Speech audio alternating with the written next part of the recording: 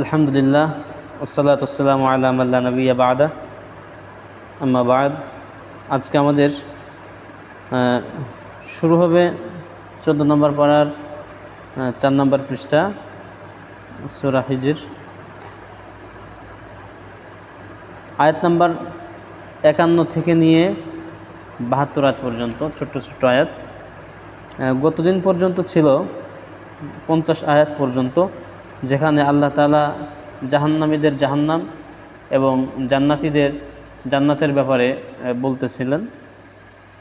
এবং সর্বশেষ ছিল যে, হে রাসূল, আপনি আমার উম্মতদেরকে, আমার বান্দাদেরকে বলে দিন যে আমি অত্যন্ত ক্ষমাশীল এবং দয়ালু, এবং এটাও তাদেরকে জানিয়ে দিন যে আমার শাস্তিও বড় কঠিন। যেমনি আল্লাহ একদিকে ক্ষমাশীল এবং দয়ালু, ঠিক অপরদিকে তিনি কঠিন শাস্তিদাতা। আচ্ছা, এবার শুরু হচ্ছে 51 নম্বর আয়াত থেকে, হযরত ইব্রাহিম নবীর ঘটনা। আউযু বিল্লাহি মিনাশ শাইতানির রাজীম।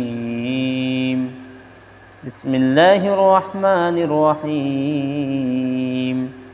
ওয়ানাব্বিউহুম আন যায়ফি ইব্রাহিম ইয দাখালু আলাইহি ফাকালু সালামা ক্বালা ইন্না মিনকুম ওয়াজিলুন قالوا لا توجل إنا نبشرك بغلام عليم قال أبشرتموني على أن مسني الكبر فبم تبشرون قالوا بشرناك بالحق فلا تكن من القانتين قال ومن يقنط من رحمة ربه إلا الضالون قال فما خطبكم أيها المرسلون قالوا إنا أرسلنا إلى قوم مجرمين إلا آل لوط إنا لمنجوهم أجمعين إلا امرأته قدرنا إنها لمن الغابرين فلما جاء آل لوط المرسلون قال إنكم قوم منكرون قالوا بل جئناك بما كانوا فيه يمترون وأتيناك بالحق وإنا لصادقون فأسر بأهلك بقطع من الليل واتبع أدبارهم ولا يلتفت منكم أحد وامضوا حيث تؤمرون وقضينا إليه ذلك الأمر أن دابر هؤلاء مقطوع مصبحين وجاء أهل المدينة يستبشرون قال إن هؤلاء ضيفي فلا تفضحون واتقوا الله ولا تخزون قالوا أولم ننهك عن العالمين قال هؤلاء بناتي إن كنتم فاعلين لعمرك إنهم لفي سكرتهم يعمهون সাদাকাল্লাহুল আযীম। ইব্রাহিম নবীর ঘটনা বলছেন যে, ওয়ানাব্বিউহুম আন যায়ফি ইব্রাহিম, হে নবী, আপনি তাদেরকে ইব্রাহিম আলাইহিস সালাতু ওয়াস সালামের সেই মেহমানদের ব্যাপারে অবগত করুন। ইয দাখালু আলাইহি ফাকালু সালামা, যখন ইব্রাহিম নবীর নিকট তারা প্রবেশ করলেন, তারা অর্থাৎ ফেরেশতারা যখন মেহমান হিসাবে মানুষের সূরত ধরে, মানুষের রূপ নিয়ে যখন ইব্রাহিম নবীর বাড়িতে আসলেন, তখন তারা বললেন ক্বালু সালামা, হে পয়গম্বর ইব্রাহিম, আপনার উপরে আল্লাহর শান্তি বর্ষিত হোক, সালাম বর্ষিত হোক। ক্বালা ইন্না মিনকুম ওয়াজিলুন, ইব্রাহিম নবী তাদেরকে দেখে বললেন, আপনারা এসেছেন আমার বাসায়, আমার বাড়িতে, কিন্তু আমি তো আপনাদেরকে নিয়ে শঙ্কিত, আপনাদের ব্যাপারে আমার ভয় হচ্ছে, না জানি কোনো বিপদ আসে কিনা। তখন ফেরেশতারা বললেন ক্বালু লা তাওজাল, হে পয়গম্বর ইব্রাহিম, আপনি ভয় পাবেন না, বিচলিত হবেন না। ইন্না নুবাশশিরুকা বিগুলামিন আলিম, আপনার দরবারে, আপনার বাড়িতে আমাদের আসার কারণ হলো আমরা আপনাকে একজন জ্ঞানী সন্তানের সুসংবাদ দিচ্ছি। আপনি একজন জ্ঞানী সন্তানের পিতা হবেন, আপনার সন্তান হবে আপনার ঐরসে, সেই সুসংবাদ দেওয়ার জন্যই আপনার বাড়িতে আমাদের আগমন। ক্বালা আবাশশারতুমুনি, ইব্রাহিম নবী তাদেরকে বললেন, আপনারা কি আমাকে সুসংবাদ দিচ্ছেন আলা আম্মাসানিয়াল কিবার, অথচ আমি বার্ধক্যে উপনীত হয়েছি, আমার বয়স হয়ে গিয়েছে, এই বুড়ো বয়সেও বুঝি আমার সন্তান হবে নাকি? ইব্রাহিম নবী তাদেরকে বললেন যে আমার এই বুড়ো বয়সে সন্তান হবে, যুবক বয়সে হলো না, তরুণ বয়সে হলো না, আর এই বুড়া বয়সে এসে আমার সন্তান হবে। ফাবিমা তুবাশশিরুন, আপনারা কী ধরনের, কীরকম সুসংবাদ দিচ্ছেন? তিনি একটু বিস্মিত হলেন, বিস্ময় প্রকাশ করলেন। তখন ফেরেশতারা বললেন, ক্বালু বাশশারনাকা, তারা বলল, আমরা আপনাকে সুসংবাদ দিচ্ছি, বিল হাক্কি, সত্য সত্যই, যথাযথই সংবাদ আপনাকে দিচ্ছি। ফালা তাকুম মিনাল কানিতিন, সুতরাং আপনি নিরাশাগ্রস্তদের অন্তর্ভুক্ত হবেন না। যারা আল্লাহর রহমত থেকে নিরাশ হয় তাদের অন্তর্ভুক্ত আপনি হবেন না। আপনি আশা রাখুন যে সত্যই আপনার ঐরসে একজন সন্তান আগমন করবে।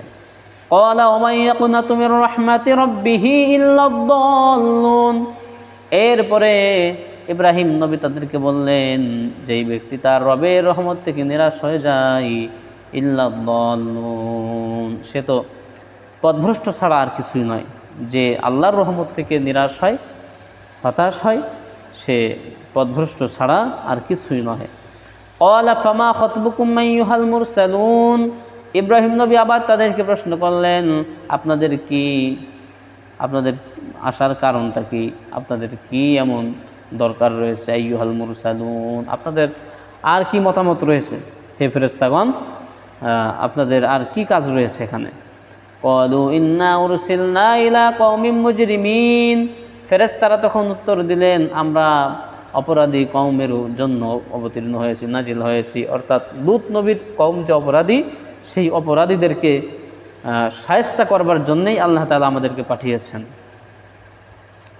ইল্লা আলা লূত, তবে লূত নবীর পরিবার এর বাহিরে, তার পরিবার, ইন্না লামুনাজ্জুহুম আজমাইন, অবশ্যই আমরা তাদের সকলকেই রক্ষা করব। মানে লূত নবীর কওমকে ধ্বংস করা হবে, কিন্তু তার পরিবারে, অর্থাৎ ইমানের দিক থেকে যারা তার পরিবার, যারা ইমান এনেছেন, তাদেরকে ছেড়ে দেওয়া হবে, তাদেরকে বাঁচিয়ে দেওয়া হবে। ইন্না লামুনাজ্জুহুম আজমাইন, নিশ্চয় আমরা তাদের সকলকেই ধ্বংস করে দিব। ইল্লা ইমরাতাহু, তবে তার স্ত্রী ব্যতীত, কারণ তার স্ত্রী ছিল মূর্তি পূজক এবং কাফের। লূত নবীর স্ত্রী, দুইজন নবী, পৃথিবীতে যত নবী রাসূল এসেছেন, হাদিস কোরআন এবং ইতিহাস দেখলে বোঝা যায় যে দুইজন নবীর স্ত্রী তারা কাফের ছিলেন। একজন হচ্ছেন যাকে দ্বিতীয় আদম বলা হয়, হযরত নূহ আলাইহিস সালাম, তার স্ত্রী কাফের ছিলেন, এবং হযরত লূত আলাইহিস সালাম, তার স্ত্রীও কাফের ছিলেন। তো আল্লাহ তাআলা বলছেন যে ইল্লা ইমরাতাহু, ফেরেশতারা উত্তর দিয়েছিল যে লূত নবীর স্ত্রী ব্যতীত, কদ্দারনা ইন্নাহা লামিনাল গাবিরিন, কারণ আমরা, ফেরেশতারা বলছে যে আমরা সিদ্ধান্ত নিয়েছি যে নিশ্চয় তার স্ত্রী, লূত নবীর স্ত্রী, সে পশ্চাৎ গমনকারী অথবা সে ধ্বংসপ্রাপ্তদের অন্তর্ভুক্ত হবে।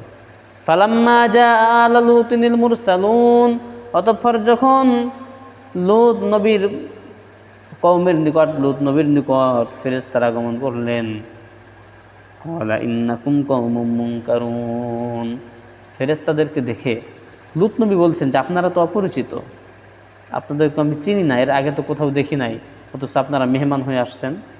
এই প্রশ্ন তিনি করলেন। ক্বালু বাল জিনাকা, তখন ফেরেশতারা বললেন যে বাল জিনাকা বিমা কানু ফীহি ইয়ামতারুন, যে আপনার কাছে আমরা আগমন করেছি এই জন্য, বিমা কানু ফীহি ইয়ামতারুন, সেই বিষয়টা বা সেই ঘটনা সংগঠিত করবার জন্যে যে বিষয়ে তারা সন্দেহ পোষণ করে। অর্থাৎ আপনি যে দ্বীনের দাওয়াত দিচ্ছেন, ইসলামের দাওয়াত এবং তাওহীদের দাওয়াত দিচ্ছেন, এই দাওয়াত যারা গ্রহণ করছে না এবং উপরন্তু আপনাকে আরও ঠাট্টা বিদ্রুপ করে এবং আযাবকে যারা ত্বরান্বিত করতে বলে, তারা শাস্তির ব্যাপারে, পরকালের ব্যাপারে, আল্লাহর ক্ষমতার ব্যাপারে যারা সন্দিহান, তাদের সেই সন্দেহ করা বিষয়টি আজকে সংগঠিত করবার জন্যই আমরা আপনার কাছে আগমন করেছি। ওয়া আতাইনাকা বিল হাক্কি ওয়া ইন্না লাসাদিকুন, আর আপনার নিকট আমরা সত্য সহ এসেছি, ওয়া ইন্না লাসাদিকুন, আর আমরা সত্য কথাই বলছি, আমরা সত্যবাদী।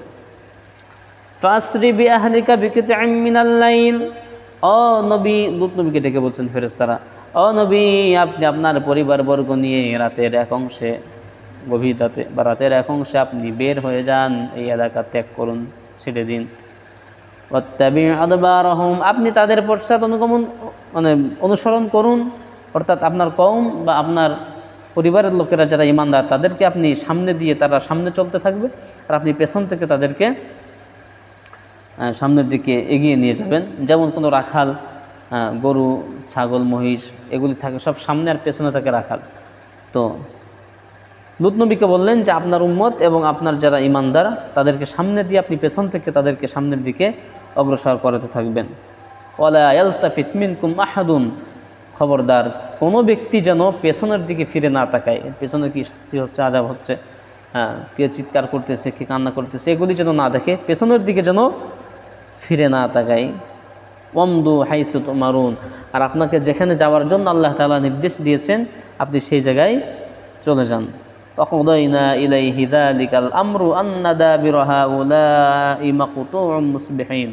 ওয়াকদাইনা ইলাইহি, আমরা এভাবে করে ফায়সালা, আল্লাহ তাআলা বলছেন যে এভাবেই ফায়সালা হলো, যালিকাল আমরু, এই বিষয়টি অর্থাৎ এই শাস্তি দেওয়ার বিষয়টি, আন্না দাবিরা হাউলাই মাকতুউম মুসবিহিন, যে অবশ্যই তাদের মূল উৎপাটন করে দেওয়া হবে, মানে সমূলে ধ্বংস করা হবে, এবং তারা সকালবেলায় ধ্বংসপ্রাপ্ত হবে। সকালবেলা, রাতের বেলায় লূত নবী তার পরিবারবর্গ মুমিনদেরকে নিয়ে এলাকা ত্যাগ করবেন, আর সকালবেলায় তারা ধ্বংস হবে, তাদের সমূলে ধ্বংস করে দেওয়া হবে। ওয়াজা আহলুল মাদিনাতি ইস্তাবশিরুন, এখন লূত নবীর বাড়িতে মেহমান আসছে, কিছু যুবক তরুণ আসছে, দেখতে খুব সুদর্শন, মানে এই ফেরেশতারা মানুষের রূপ নিয়ে আসছে, খুব সুদর্শন। এখন এই যে লূত নবীর উম্মতদের কওমের যে খাসলত, তাদের অভ্যাস হলো পুরুষে পুরুষে লাওয়াতত করবে, পুরুষে পুরুষে জেনা করবে, সমকামিতা করবে, কিন্তু নারীদেরকে তারা পছন্দ করে না, মেয়েদের কাছে তারা যেত না, স্ত্রীর কাছে যেত না, কিন্তু পুরুষ দেখলে তাদের এই কামনা বাসনা তারা চরিতার্থ করতে চাইতো। তো এরা যখন খবর পেল যে লূত নবীর বাড়িতে এরকম সুন্দরী, মানে খুবই সুন্দর কিছু যুবক তরুণ এসেছে, তখন কি করলো, ওয়াজা আহলুল মাদিনাতি ইস্তাবশিরুন, এলাকা শহরবাসী, শহরের সব যুবক তরুণেরা এরা উল্লাস করতে করতে লূত নবীর বাড়ির দিকে তারা চলে আসলো। ক্বালা ইন্না হাউলাই দাইফি ফালা তাফদাহুন, তখন লূত নবী তাদের বললেন, তার কওমের এই যুবকদেরকে বললেন যে দেখো, এনারা তো আমার মেহমান, আমি মেজবান, আর এনারা হচ্ছে আমার মেহমান, সুতরাং ফালা তাফদাহুন, এই মেহমানদের সামনে তোমরা অপমানিত, আমাকে অপমান করো না, মেহমানদেরকে অপমান করো না, আমাকেও তোমরা অপমানিত করো না। ওয়াত্তাকুল্লাহ, তোমরা আল্লাহকে ভয় করো, এই কাজ তোমরা করো না। ওয়ালা তুখজুন, আমাকে বেইজ্জতি করো না। ক্বালু আওয়ালাম নানহাকা আনিল আলামিন, এখন লূত নবী যখন তাদেরকে অনুনয় বিনয় করছে যে এনারা হচ্ছে আমার মেহমান, সুতরাং তাদের সঙ্গে অপকর্ম করে তোমরা আমাকে বেইজ্জতি করো না, অপমান করো না, অপদস্থ করো না, এই অনুনয় বিনয় যখন করছেন, তখন কওমের লোকেরা বলছে যে আমরা আওয়ালাম নানহাকা আনিল আলামিন, আমরা কি আপনাকে নিষেধ করিনি যে পৃথিবীর কোনো ব্যক্তির মেহমানদারি আপনি করবেন না, অথবা আপনার কাছে যদি কোনো আশ্রয় না নেই? এটা তো আমরা আপনাকে সতর্ক করেছি, কারণ আপনার কাছে যেই আসে তাকে আপনি নিরাপত্তা দেন, তাহলে আমরা এই কাজটা করব কার সঙ্গে? সুতরাং আপনি কোনো ব্যক্তিকে আশ্রয় দিতে পারবেন না, এটা কি আমরা আপনাকে বলিনি এর আগে?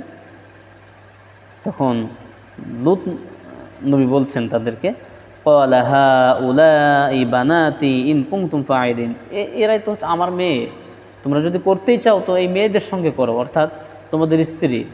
নবী হচ্ছে পিতাতুল্য, আর উম্মত হচ্ছে তার সন্তান সন্ততি তুল্য। সেই দৃষ্টিকোণ থেকে লূত নবী বলছিলেন যে এনারা হচ্ছে আমার মেয়ে, অর্থাৎ তোমাদের ঘরে যে তোমাদের বিবি রয়েছে, স্ত্রী রয়েছে, তারা আমাদের মেয়ের মতো, আমার মেয়ের মতো, সুতরাং এই মেয়েদের সঙ্গেই তোমরা করো, কেন পুরুষের সঙ্গে তোমরা করবে? এই কথা লূত নবী তাদেরকে বললেন। তো আল্লাহ কি বলছেন এখন?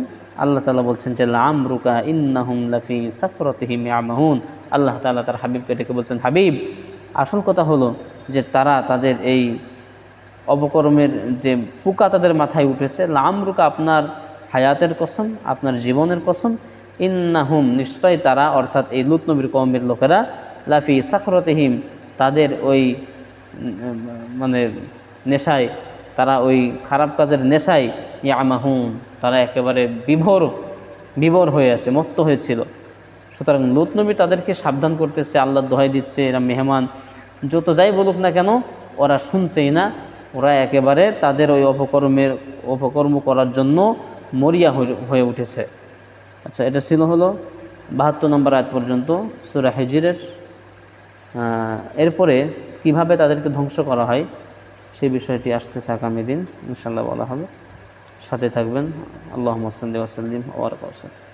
اللهم آمين. ربنا ظلمنا أنفسنا وإن لم تغفر لنا وترحمنا لنكونن من اللهم تقبل صلاتنا صلاة الفجر مع الجماعة من المصلين الحاضرين وارحمنا معهم برحمتك يا أرحم الراحمين.